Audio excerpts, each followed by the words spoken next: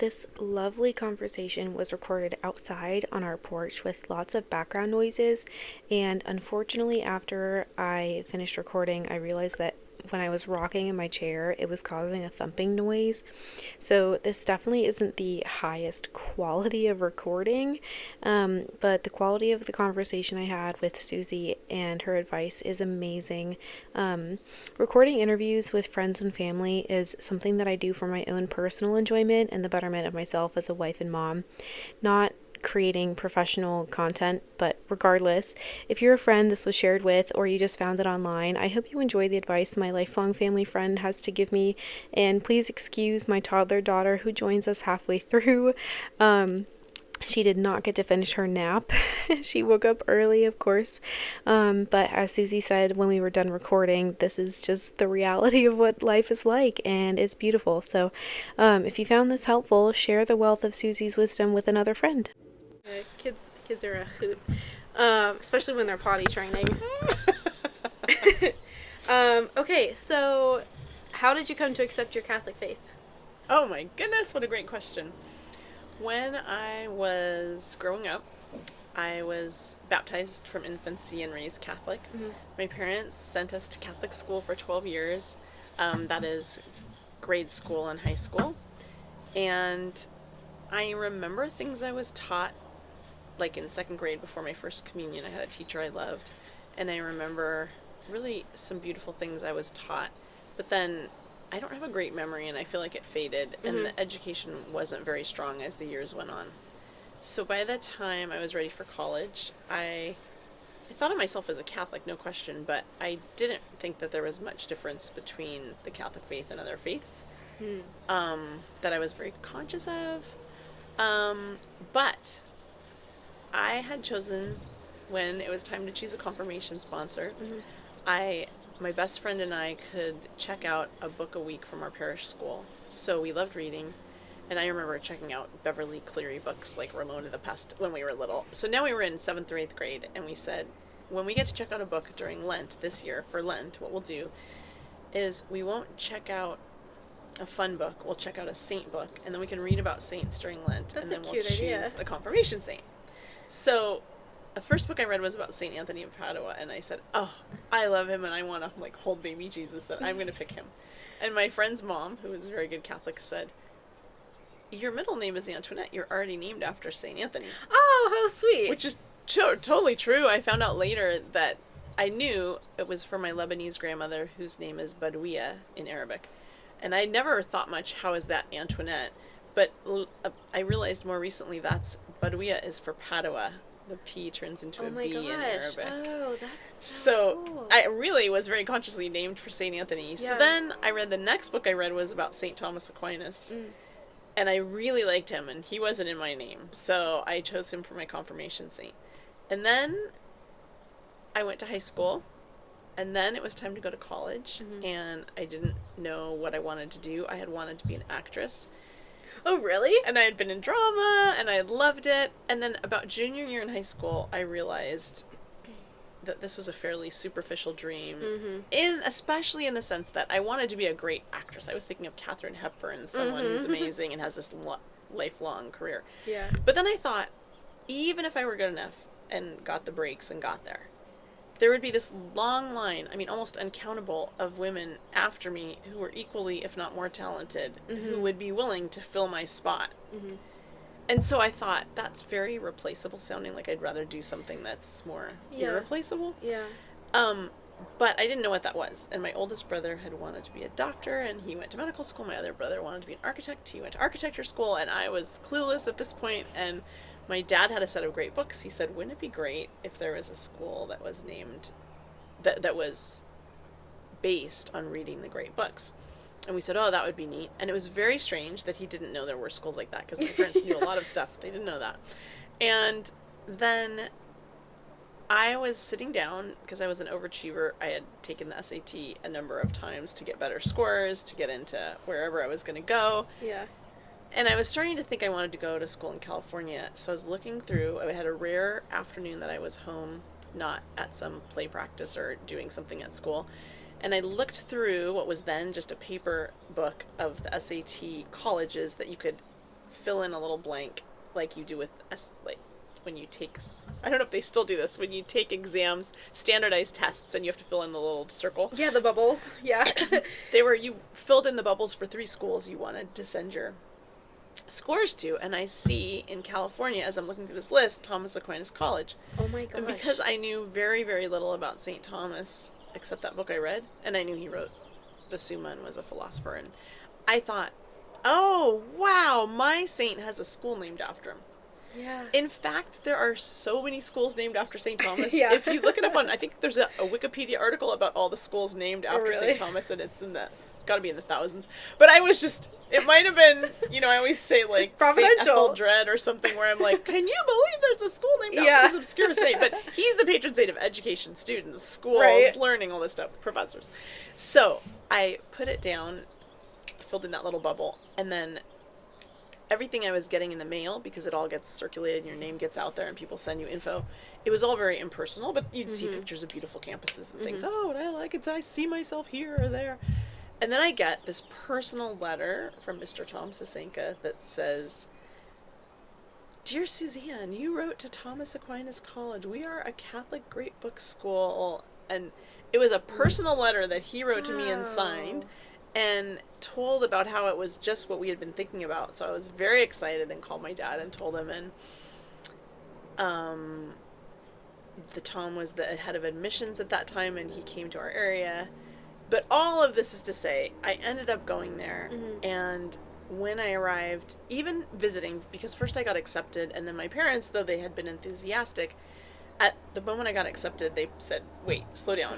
There were only 125 students, and they said, for all we know, it's a cult. Like, we don't know what this is. So we went and visited, and I immediately fell in love with it. And my dad immediately fell in love with it. I mean, I remember I walked onto the campus. It was late at night, and it was dark when we arrived. And I felt like I was breathing in peace. It was just so peaceful. And I knew I wanted to go there, and I met a lot of students that weekend, and we went to classes that were neat, and we went to parties that were fun. And then from then, I kind of knew, okay, this is also, I had this image, I want to come here for truth with a capital T. And I'm going to learn what that is, they know what it is, and I'm going to learn that here. And that was for my faith as well, because I was doing stuff in high school that I shouldn't have been doing morally, and or immorally. And I kind of knew that the night before I went to college, I did something that was not in itself bad, and it was very fun, and I'm kind of glad I did it. I went to a Police concert. A what? Have you ever heard of the Police? They're a classic rock band. Oh, I thought you. No, yes. no, not like no. I mean, I went to a concert of the Police, like the Police, like Message in a Bottle. Yes. And I think that was the night before, but I remember just crying on my boyfriend's shoulder, like I was leaving the next day, and I kind of knew. I knew, like, tomorrow. It's not that I wouldn't. It wasn't the Police in particular. I mean, the music group. It was the idea that in some way everything was going to change the next day, and because I was just really ready and open, and the Holy Spirit was ready, as I guess He always is. Yeah. And I went, and my roommate was the famous Jackie Ford Lemon, and so from day I didn't know that. one, I was like put in with the most amazing young woman. And she had been raised very strongly Catholic with a very good education in the faith, but there's always so much more to learn. And we completely hit it off, and we fell in love with Jesus together. That's so and fell in love with the church together. I mean, she already, I think, loved Jesus in the church in the way that I didn't yet, because I didn't know as much. But we just wanted to be saints together, and then I remember the first week of school, one of my classmates, who is the parent of some of the ones that you probably know, the Smiley family. Yeah. So Molly, we were having a talk, and she said, I don't even want to say what it was she said, because I'm always kind of embarrassed by this, but anyway. No, it's okay. She said something was a mortal sin, and I was like, oh, okay, I guess I can't do that anymore. Like, you know what I mean? It was just so great.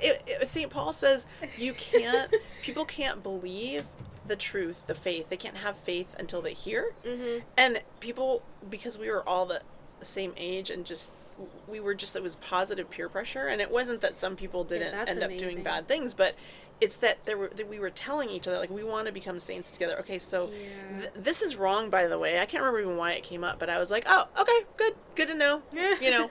And I went to confession that first week and just got everything off my conscience and just like, okay, I'm starting over and clean. And there were a lot of things that I misunderstood. I think I became scrupulous and overzealous and was annoying to my family. But at the same time, there was a beauty about just this innocent joy of just embracing everything. Yeah. And like, you know, reading about a saint who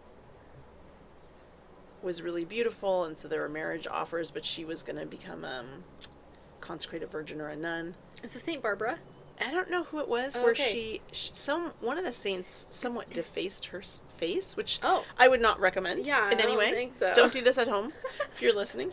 But I remember, like, in high school, I had once accidentally, I'd been cutting my bangs. I've always had bangs, and I was cutting my bangs, and I kept trying to make them straight, and my hair was wet, and they got way too short, and my nickname became Spike for a while, because I had these spiky bangs sticking out.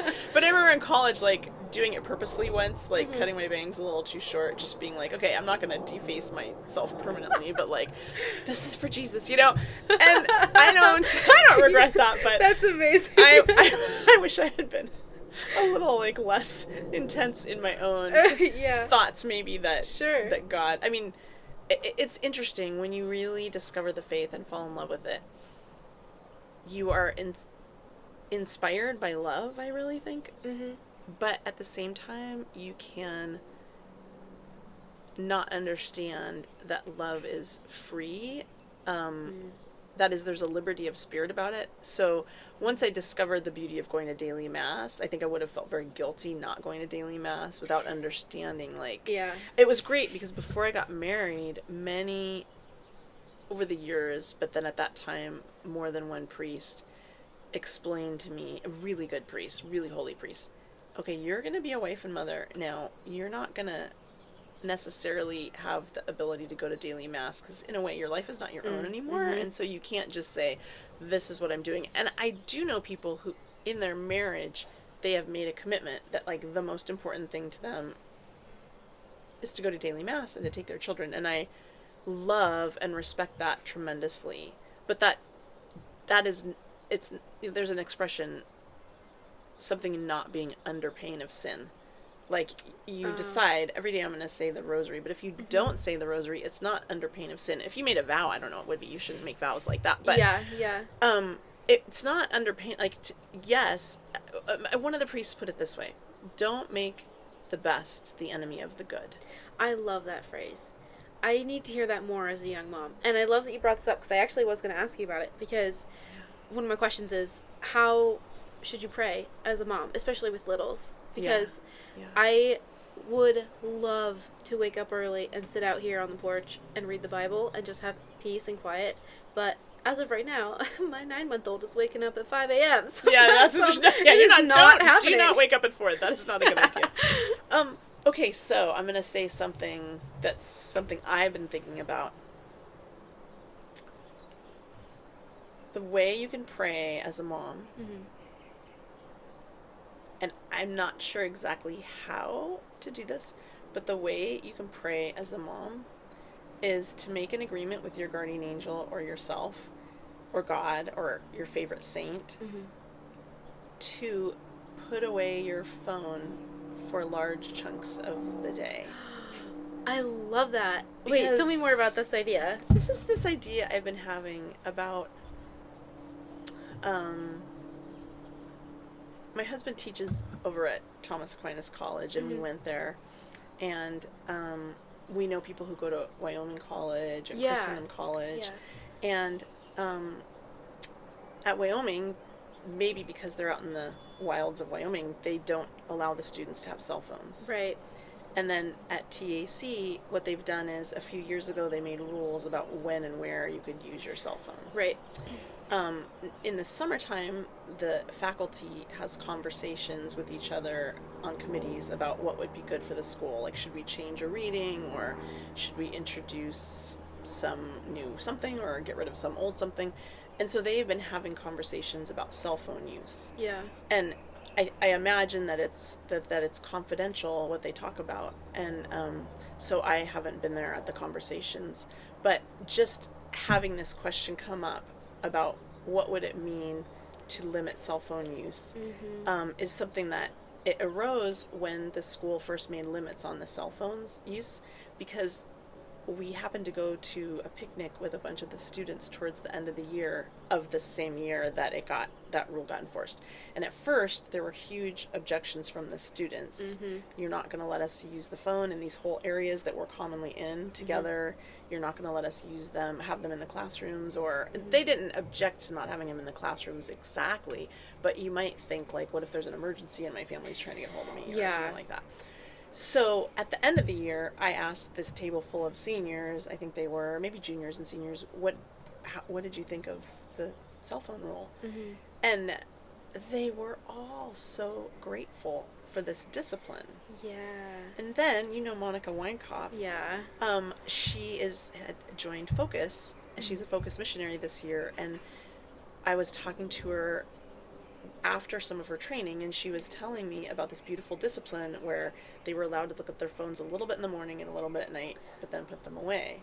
So I like that. This is something that's been on my mind because our kids, my husband and I got married hoping to have a very large family, and I mentioned this in the book, being Catholic. My husband and I would say to people, it was a much more common question then, maybe people still ask this of each other, how many children do you want to have? That was like the question people would always say, how people many still children ask, do you want?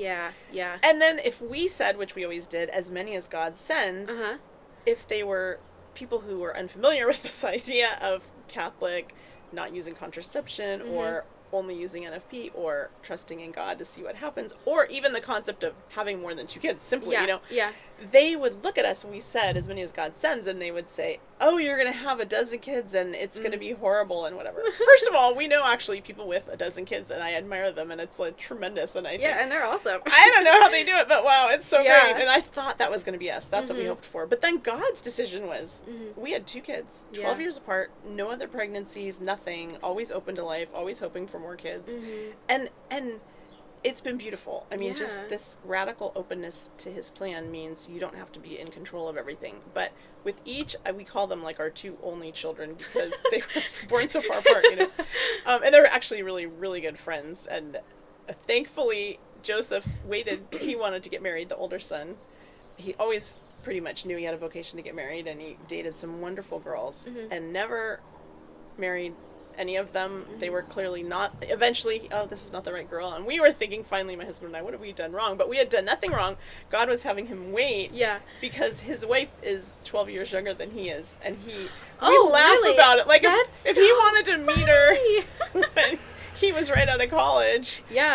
First of all, she was born in Saudi Arabia, so that would have been complicated. But secondly, she was 12, or 11 or whatever it was. So it was really fun to see God's plan unfold. And then when he got married, one of his funniest remarks was, it's a good thing it's happening now, because I always, like, when I was 23, I would have wanted Dominic to be my best man, but he would have been like 11. That would not have worked. But now when he got married at whatever age he was, 34 or something, Dominic was 22. It was perfect. That's so sweet. But okay, so technology, when they were growing up, which sometimes feels like when I was growing up, each of them, there were these questions that would come along, like, at first, we weren't going to have a TV at all when we got married. No screens. That's let's what just we read said, books. too. An uncle gave us a really incredible TV. My siblings got us a VCR, which was the thing at the time, And we were like, and then we went to take back the TV, and it had been radically on sale, so it seemed like a waste of money to get, like, this small amount back. It was so funny. So, we'll just use it sometimes, and then occasionally we would have cable, but then we would cancel it. No, we shouldn't do this.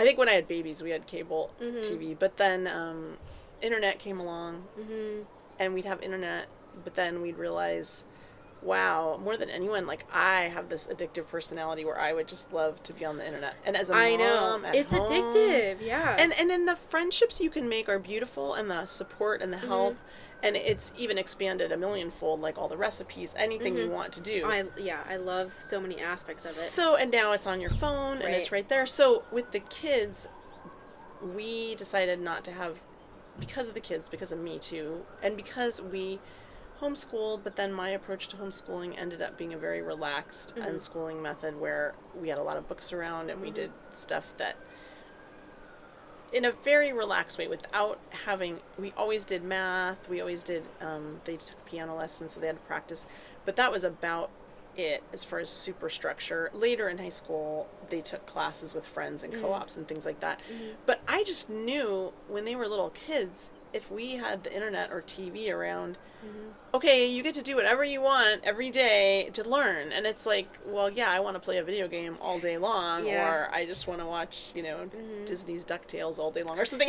Yeah. And so we tried to limit all that, and we didn't have internet, and we didn't have TV. Eventually, we got a TV and a VCR, and we'd watch movies together. And sometimes, oh, I was terrible. Like when Dom was little, I mean, I get it. Like I was exhausted. I was a new mom. I had like a 12-year-old and a baby. And then when Dominic got a little older, I remembered how one friend had said, "Do you think it's okay that I let my daughter and my son watch one episode of Bob the Builder and one episode of Thomas the Tank Engine on PBS while I take a nap in the afternoon?" And I was like, I think that's okay, just that, There was a point where Dominic was little, and it was like, they had all these, cartoons in a row, Yeah. whatever they were, and I was like, you just go for it. I'm like taking a nap. Yeah. I'm exhausted. I know. It's just pretty so relatable. tempting. Or, something on your phone, you put on something. Yeah. Okay, so all of that, I mean, listen, if you are a mom listening to this, there is no judgment here.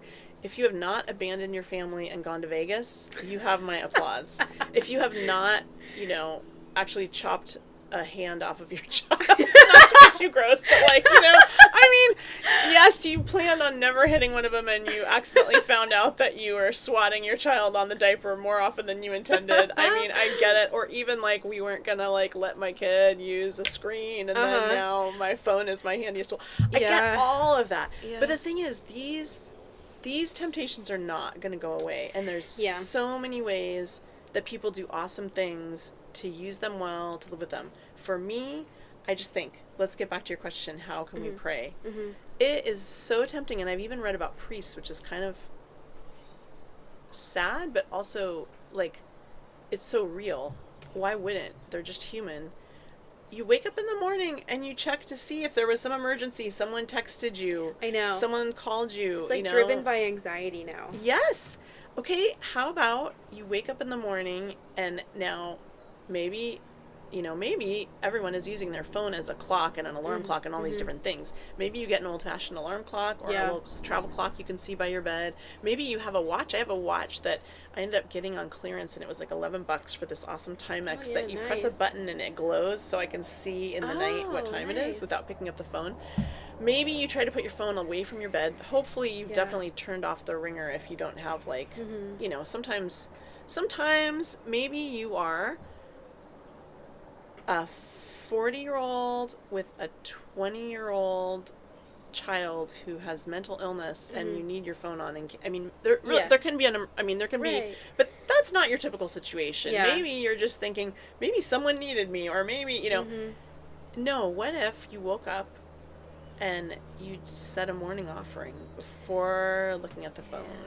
Or you don't just wake up on your own, right? You have your child climbing in bed with you, or crying, and you're going over there. Okay, first thing you do when you pick up your baby, maybe it's like, oh gosh, I gotta change your diaper. So maybe by the changing table, you have a little nightlight and a little large print morning offering on the wall, or Angel of God prayer. Oh, that's a great idea. That you could say. Yeah. Because then, the time you're talking about, the really lovely prayer time where you're paging through your Bible, and just with Jesus in quiet, you're going to have to be more creative about that. It's going to depend on the situation. But I think when I add up, I mean, I hear those statistics about how often we check our email on our phone or how often we check our phones. And I think, wow. And how many times it's before bed. I actually have a minute. And my kids are grown, but I'm busy throughout the day with different things.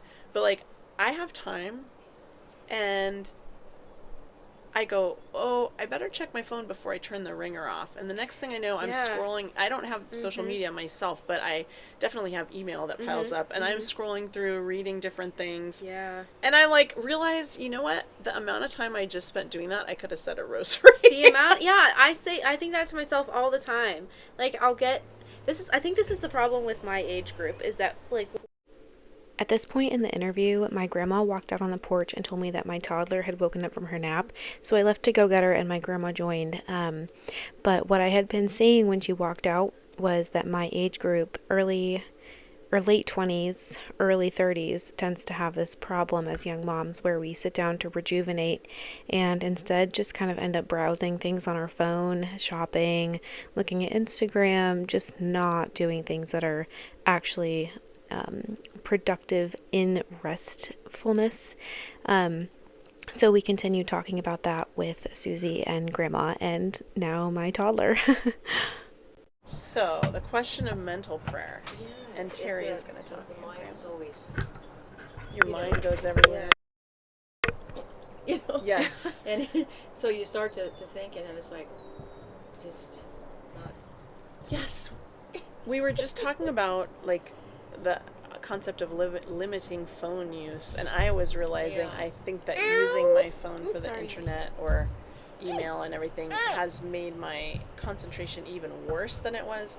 But setting that aside, what was best for me was, I remember in college, I used to go to a spiritual director, and I would go to confession on a very regular basis. Now I like to do the first Saturday, so it's like once a month. Once a month, yeah. And it's just a special time with Our Lady. Like, I wake up and I think it's first Saturday, and then I think she's like my little spiritual director, my little novice mistress, and she's saying like, okay, I want you to spend 15 minutes. One of the first Saturday request is to spend 15 minutes not saying the rosary, but just thinking about the mysteries, but being with her in the mystery. I like that. So if I try to do these things when I wake up, it's better.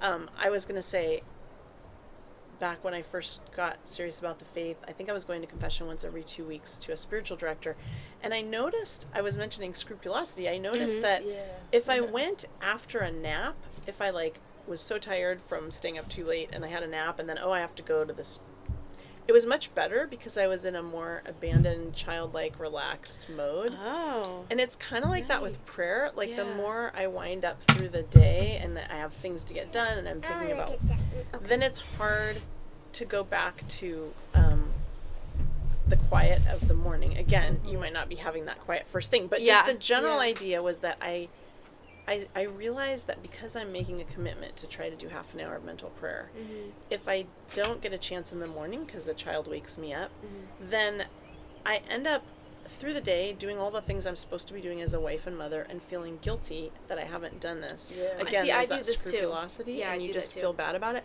But I think what you got to do is you got to look at it totally differently. Say, okay, just like when Jackie and I were roommates and she was my best friend, or now you wake up and if you're lucky enough and your husband hasn't already gone off to work and he's your best friend and he's around, that first time you get to talk in the morning, like whether it's over coffee or if he hasn't run off to work or you haven't run off, to do taking care of things, think about that with our Lord. Like, you wake up, and even if it's the baby who wakes you, just if you might say to your husband, oh my goodness, I've got to go get the baby, you're saying to Jesus, like, all right, Lord, here I go. I'm going to get the baby. But you have an agreement with him that if possible, the first chance you get, you're going to try to spend that quiet time with him. Whatever you agree on, whether you're just going to start with 5 minutes or whether you're going to say half an hour, whether it's like, I think I can get a 10-minute. Then the first time, like for moms who are taking their kids to school, you drop them off. Sorry, she's putting on her. I love it. And on her now dress. you're going over to make a visit at the chapel to, like, the first chance I get, instead of, because what I always do is I always say, let's say I'm having people over. Yeah. Okay, Lord, I need to clean the whole entire house and make the food. a heavy sigh, right? Sigh of love. Make it a sigh of love. Sigh of love, yes. And I start resenting these poor people who I've invited over. Like, what are they doing coming over? Why did they say yes, you know?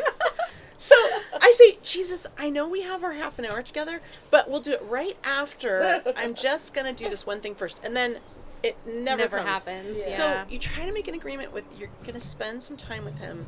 The first time, you don't have to feel guilty when the time doesn't come. And you really don't have to feel guilty when you have to laugh, because it's the little way of St. Therese, because you failed, because the time came and you did check your phone. You know, don't feel terrible about it. Just say, okay, we're going to try this again. Guardian angel. The first time I have, and maybe you'll say, I need to start smaller, because I know I have to make dinner. But if I just say, I'm going to spend 5 minutes with you, Lord, instead of a half an hour, then you won't think the whole day will be shut. Like, and just give him that little time, or just one of those times I'm going to pick up my phone, even if I only have a minute to check it. And of course, it's also, you want to be polite to others, so it's when others like, oh, I got just a minute privately, and oh, I'll check this because I'm waiting to hear from, like, no, like in that minute, like I'm just going to take a deep breath.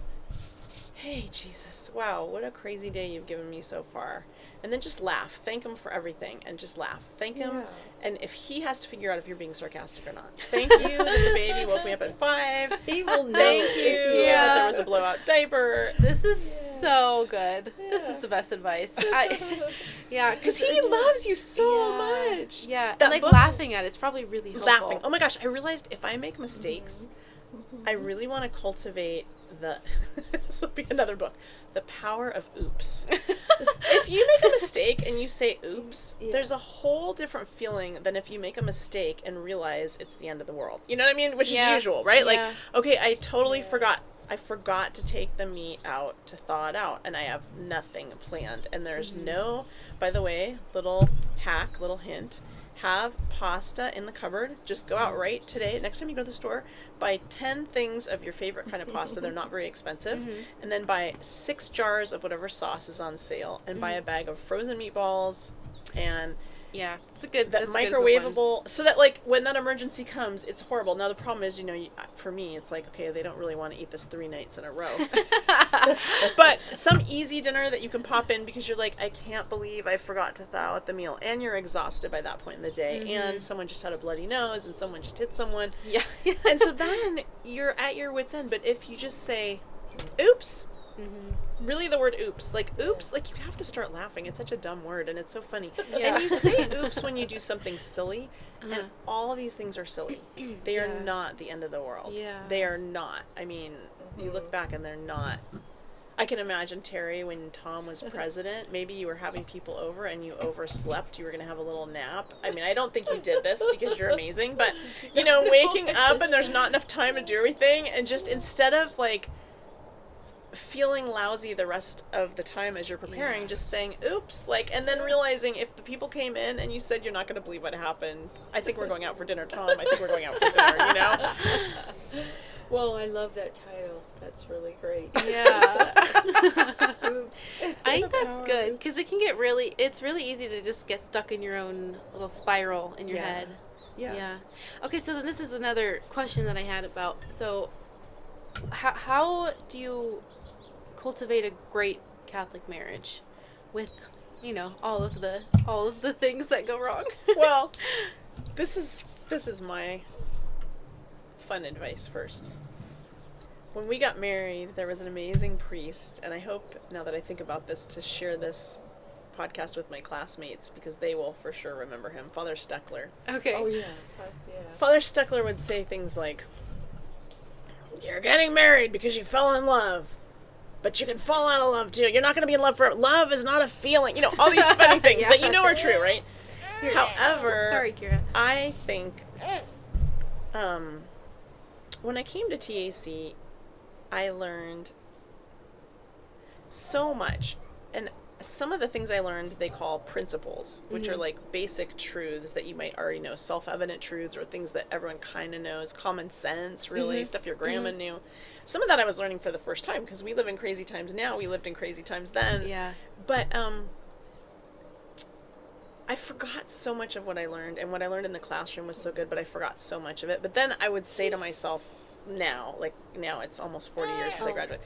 We can't touch those buttons, sweetie. I You would can draw say, But I would say, want to Okay, you can be done.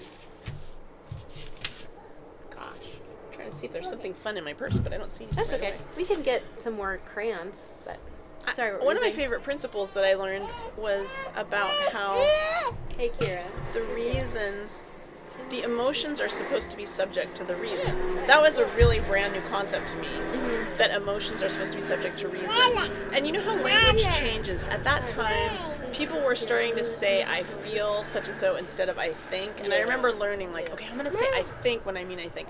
But there was another thing that happened in all that where I kind of thought the emotions were bad. And it was many years later that I learned, no, this is all from God. It got messed up by the fall. St. Augustine kind of explains it got turned upside down. Yeah. But the reason is to help the emotions and put them in order. But the emotions are really huge gifts to help the reason. So let's say you get married because this is a really good Catholic man and it would be really good to marry him, and you will have Catholic children and you will raise them well. And then let's say there's no emotions involved. Wow, that would be very strange. I mean, or let's say the emotions are all opposite. Like, I really can't, I'm not attracted to this guy. I don't like him. I'm having children. I don't like them either. You know, that would make it really hard. I think I have been so delighted to watch my son and daughter-in-law in their first year of marriage, because you see the beauty of falling in love and the real truth of seeing all these beautiful things. Like when I look at the princess here, Our Principessa, who did not get a full nap. Beautiful hair and eyes and face. You see people who love each other. I remember in high school, there was a boy, and no one could imagine him going out with anyone until a certain girl saw something in him and they started going out. And I remember looking at Bill with new eyes and thinking, he's kind of cute. Like, you know, now that Cindy saw how cute Bill was, everyone else could see how cute he was. I like to think that when I started dating my husband, who was undateable material, you know, but he asked me out, which made him dateable. First guy that asked me out, first guy that asked me to marry him, just kept saying yes. I was like, no, this guy's super cute. You know, I just didn't see it. So Father Steckler's saying, you know, don't let this deceive you, being in love. No. My first advice about marriage is be in love. In fact, I remember a Carmelite friend telling me her sister's marriage was really on the rocks. And there wasn't, I don't think, you know, if there's mental illness, if there's addiction, there are deep problems that you need to address. But in their case, they just probably didn't spend any time together, and they just started not liking each other. You know, all the irritations that come up, they were probably sleep deprived, you know. The priest said to the wife, I want you to read the Song of Songs, and I want you to start thinking about when you fell in love with your husband, and think about all the qualities that you admired so much in him then, and think about, and according to my friend, this rekindled the romance, and that helped them to get on the path to spending more time together and having a really beautiful marriage again. So here is my daughter-in-law, and she's got this little baby, our grandson, and he's adorable.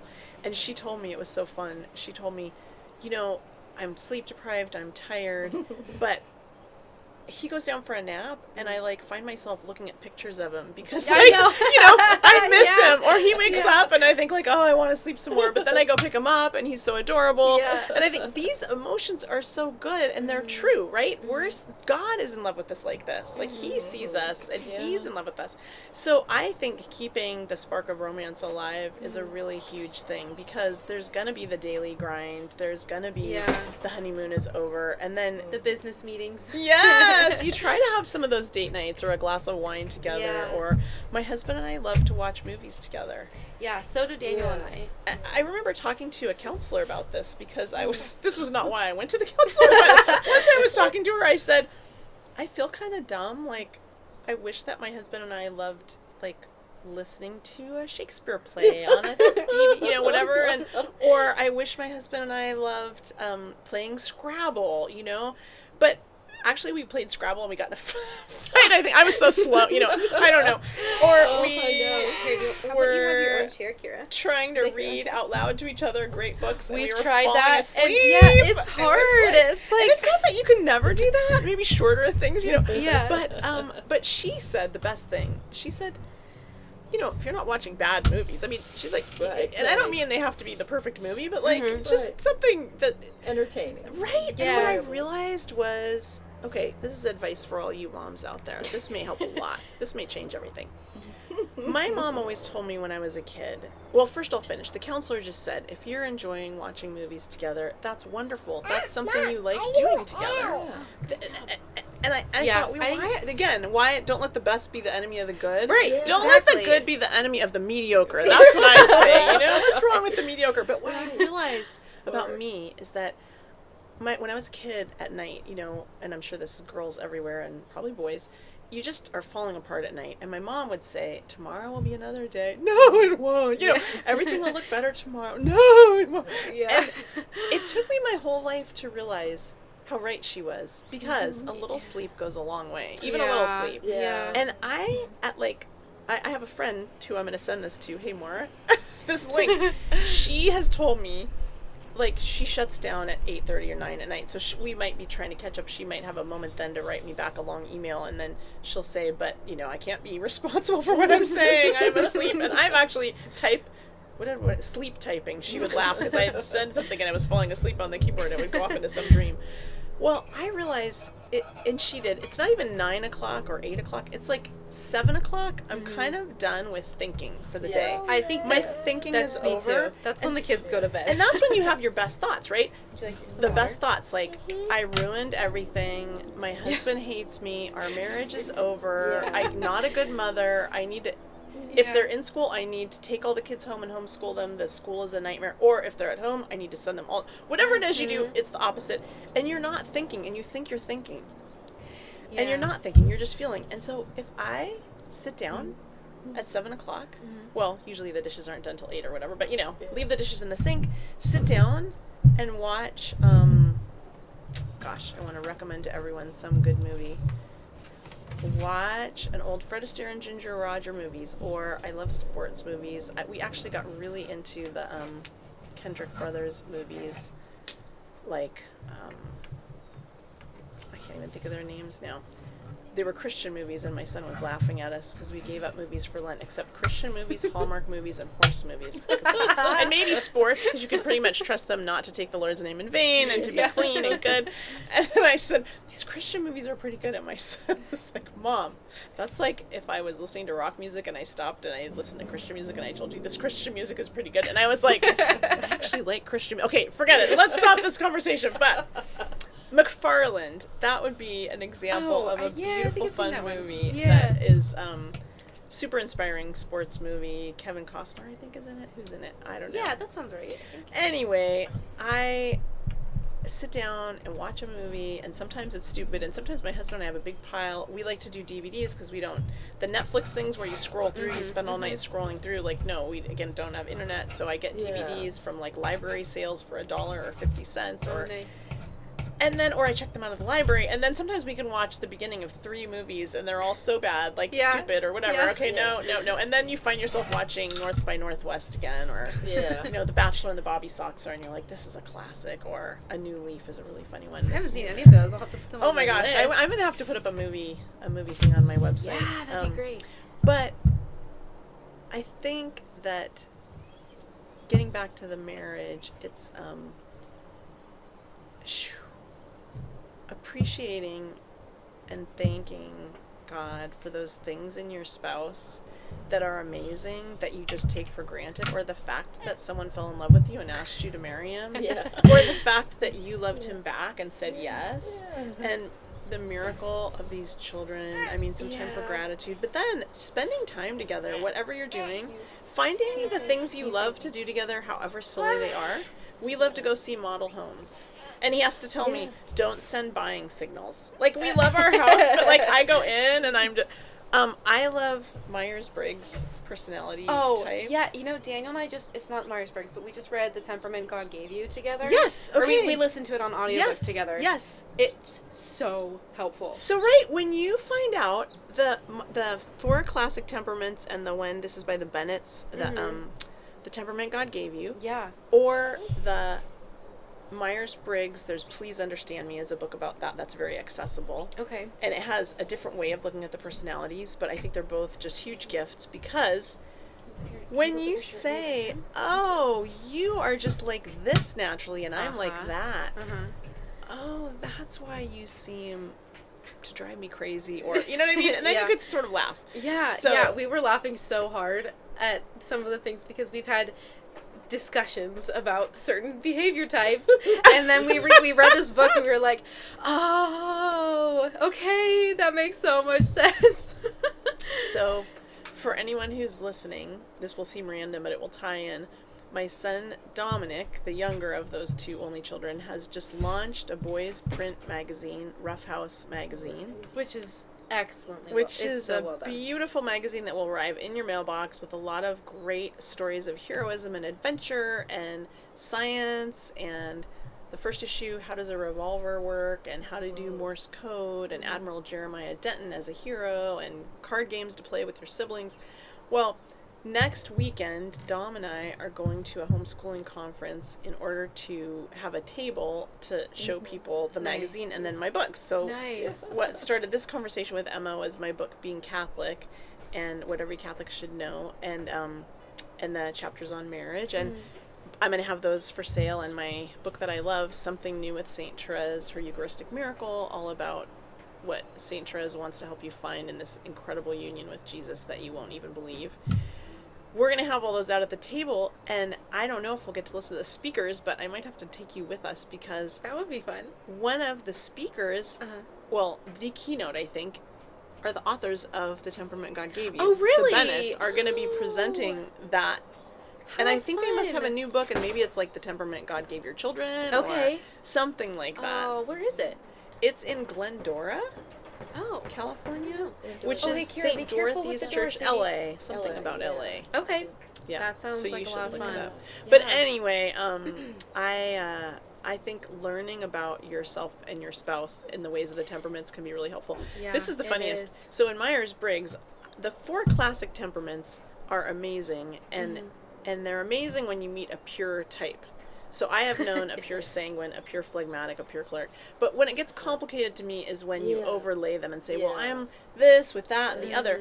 And what I like about Myers-Briggs is it kind of works out to 4 main, but 16 Yeah, types. And so right. then I think, oh, that gives you more. Well, they're both great. One of the parts of Myers-Briggs, there are 4 letters. The first one is most obvious to people, most familiar, extrovert or introvert. Right. But it might not be what you think, because one of the definitions of an extrovert or an introvert is the way to distinguish for yourself is where you get your most energy. Do people excite you or tire you out? So you might love being with people, but you find you're an introvert because you're really recharged by time alone, Yeah. Yeah. or etc. But the last letter is J or P, the last category, and it's Oh, Oh, sorry. The dog is no. behind the gate. He won't get you. You can still go. You can go play in the yard. He won't get you. He's behind the gate. J or P is judging or possibilities, but we ended up changing it to judging or perceiving. Kira, can you get some flowers for Grandma and Mrs. Andres? Are there flowers? Can you go pick some flowers for I us? would love some flowers. Thanks. Oh, I would love some flowers. So, we started... Whatever color you want. I'm excited. Thank you. Every color you could find. Judging, a person who is in that judging category is someone who likes things determined, and the P, perceiving, is someone who likes things open-ended. And so in particular, for instance, let's say you have a Saturday coming up and you get to spend time doing whatever you want. Do you like to plan it out ahead of time, or do you like to just see what happens that day? Or one of the questions that helps determine which one you are, it said something like, do you feel better before you made a decision or after you made a decision? And I said, oh, after, because then I know what to regret, like. So we found out that my husband was a P and I was a J. And that meant suddenly this behavior I had never understood made perfect sense. It drove me crazy our whole married life. It still drives me crazy. We get in the car. We're going to go somewhere. Let's say we know we're going to church, and so we go to church, because that's what we do every Sunday, and then after Mass, talk to people, we get in the car, And then he starts to leave the parking lot and drive as he's saying to me, should we, you know, go out to eat? Should we go home and have breakfast? Should we accept that invitation someone gave? We don't know what we're doing, and he's already on the road. And I'm saying, how? You don't know which way to go. Like, you don't know which way to go. How can you? And then I'm just freaked out because I want to know what's happening. And I'm thinking, I can't even begin to think about it as we're driving. Like, could you just pull over? Like, let's figure this out. But it was cute because it just made a lot of sense of things that can drive you crazy, but then you realize... I have a question about temperament. Yeah. Is it the case, first of all, I haven't really read, I've read something that defines them, but it was a long time ago. But it just occurs to me that, is there a sinful aspect to temperament at all? So, what I think is great about Catholic books on temperament, and I'm thinking the Bennets would be like this in other books before, and Emma would know, that they would say there are going to be pluses and minuses to each temperament. So there are going to be, let's say you're choleric. I used to think choleric was just the angry temperament, and I thought, who would want to be that? That's awful. Yeah. But then I met my son Dominic, and he is choleric pretty purely, I think. And it turns out, well, that's the passionate person. Mm-hmm. And when he was 3, I realized he was going to be a magnificent 30-year-old. And it was really hard for him to be 3 because he was ready to, like, rule the world. I feel like that might be this one. Yeah. And so they would say, for instance, I think according to the 4 temperaments, I would be more sanguine. Mm-hmm. Sort of the glass is half full and everything looks good and rosy and that's the best of everything. Yeah. Well, so let's say you are a sanguine, then when it comes time to admit there's a difficulty here and we need to face it and talk about it, and I might even need to be angry, think of an appropriate expression of that anger towards this person who's committed an injustice or towards the injustice itself, so that I can overcome the obstacle. St. Thomas has this beautiful treatise on the passions in the Summa where he goes through and explains the reason for all the emotions. So Conrad Bars, who's a Catholic psychiatrist, I love, excellent books. He explains why you need all these and why God gave those to aid the reason. Because, for instance, we always know this one, but like a huge bear comes up and you want fear so that you'll run away. Right. Let's say you've lived a while and you kind of recognize some people don't have your best interests at heart. Yeah. You meet a person, not a bear, but you realize this person is out for no good. Yeah. You ought to be a little bit afraid, a little bit angry, whatever the appropriate things are. So now take your temperaments. Sanguine, I don't have an easy time with anger, and so in a way I'm going to fall in the defect of that. And it, could it be sinful? I mean, I think it would be more like naturally, this would make you more towards naturally virtuous or falling in the defect. Anger, if you're a choleric and anger comes more easily, then it's not that it's sinful in your temperament, but you might have more of a temptation to lose your temper. In fact, not even a temptation. When before you've gotten control of it, you might just lose your temper. And again, I almost don't want to call that a sin because it's so instant, but then you would be your responsibility to use your reason to try to get control of that. To recognize it. So it would be like Catholic approaches or Christian might look at the temperaments and say, these are the defects this personality type might fall into, and these are the talents. Myers-Briggs is generally not taken up by the Catholics as much, and I actually like that in speaking of all the temperaments, they almost only talk about the positives.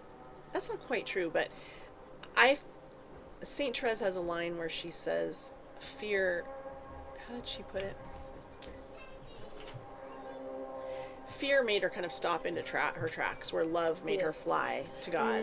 And so similarly, when I'm scared of something or tending to get scrupulous or worried, then it doesn't help me as much. So if I were to read about my temperament and say, these are all the things you could fall into, I think that might discourage me. Whereas if I read positive things, I think, okay, I'm going to go with this. Right. But it right. doesn't mean that there aren't little pitfalls. I guess and what negatives. I was thinking is that if you read this and you discover and learn all of the temperaments, and you figured out kind of who you are, you wouldn't want to say then, oh, so I don't have to ever think about sin, because that's how God made me. No. And I would think, no, so there's that. I was talking once, I got to, as a birthday present, Tony got me an appointment with a woman who, she was a counselor, therapist type person who specialized in this Myers-Briggs personality type.